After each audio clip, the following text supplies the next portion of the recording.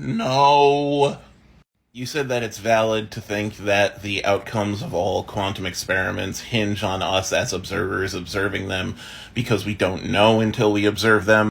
And that might lend credence to this notion that you can form your future by observing it somehow quantumly. But no. The double slit experiment. We have seen interference patterns. See. Observe. The interference pattern happens because a particle is in quantum superposition, and we see the outcome of that superposition. We see. We observe. We observe the quantum effect. We observe it without the waveform breaking down. If your hypothesis was correct, and anytime we observe any sort of result from any experiment, all quantum states, all quantum superpositions break down in some way, then we would not see the interference pattern ever. But we just observed a quantum effect that didn't break down. And that's useful for us because we have done plenty of other quantum experiments that have allowed us to observe things without them breaking down. Do you know why? Because we've been doing research into the mechanisms by which entanglement works.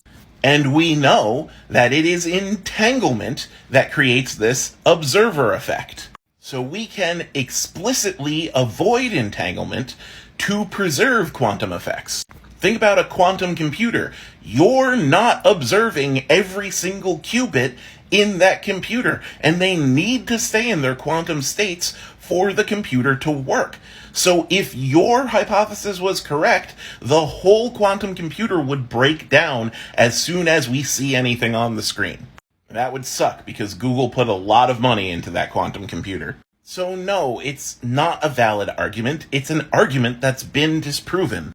And similarly, if you keep pushing this further and further, eventually you get to a point where you claim that we can't ever be sure because everything we do is an observation.